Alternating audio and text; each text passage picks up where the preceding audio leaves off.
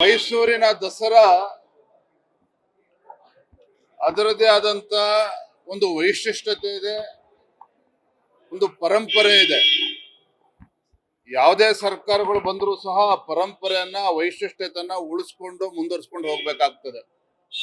ಈಗಾಗಲೇ ಸಂಸದರು ಆಗಿರುವಂತಹ ಯದುವೀರ್ ಒಡೆಯರ್ ಅವರು ಕೂಡ ಇದ್ರ ಬಗ್ಗೆ ವಿಚಾರವನ್ನ ಪ್ರಸ್ತಾಪ ಮಾಡಿದ್ದಾರೆ.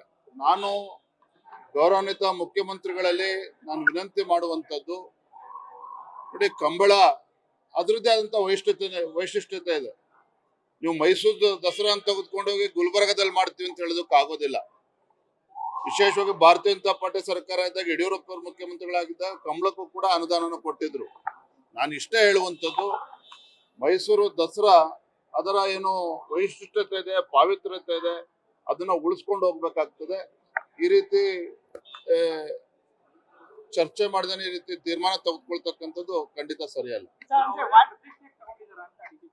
ಪ್ರತಿಷ್ಠೆಯಾಗಿ ತಗೋಬಾರ್ದು. ರಾಜ್ಯದ ಮುಖ್ಯಮಂತ್ರಿ ನಾನು ವಿನಂತಿ ಮಾಡ್ತಾ ಇದ್ದೇನೆ, ನಾನು ಮತ್ತೆ ಹೇಳುವಂಥದ್ದು ಅದೇನೆ.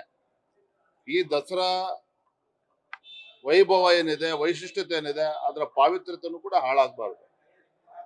ಈ ಕಂಬಳ ತೆಗೆದುಕೊಂಡೋಗಿ ಕಂಬಳ ದಕ್ಷಿಣ ಕನ್ನಡದಲ್ಲೇ ರಾಜ್ಯ ಸರ್ಕಾರವೇ ಮುತುವರ್ಜಿ ವಹಿಸಿ ಇನ್ನೂ ಯಶಸ್ವಿಯಾಗಿ ಮಾಡ್ಲಿ, ಅದಕ್ಕೆ ನಮ್ಮ ಸಂಪೂರ್ಣ ಬೆಂಬಲ ಇದೆ. ಯಾಕಂದ್ರೆ ಕಂಬಳ ಅದರದ್ದೇ ಆದಂತ ಒಂದು ದಕ್ಷಿಣ ಕನ್ನಡದ ಒಂದು ಅವಿಭಾಜ್ಯ ಅಂಗ, ಅಲ್ಲಿಯ ಸಂಸ್ಕೃತಿಯನ್ನು ಬಿಂಬಿಸ್ತಕ್ಕಂಥದ್ದು ಕಂಬಳ. ಹಾಗಾಗಿ ಅದು ಇನ್ನೂ ಕೂಡ ಅದ್ದೂರಿಯಾಗಿ ಮಾಡ್ಲಿ, ಇನ್ನೂ ಚೆನ್ನಾಗಿ ಮಾಡ್ಲಿ, ಅದ್ರ ಬಗ್ಗೆ ನಮ್ದೇನು ಅಭ್ಯಂತರ ಇಲ್ಲ. ಆದ್ರೆ ಮೈಸೂರು ದಸರಾ ಹಾಗೆ ಹಿಂದಿನಿಂದ ಕೂಡ ನಡ್ಕೊಂಡು ಬಂದಿದೆ, ಅದನ್ನ ಹಾಗೆ ಮುಂದುವರಿಸ್ಬೇಕು.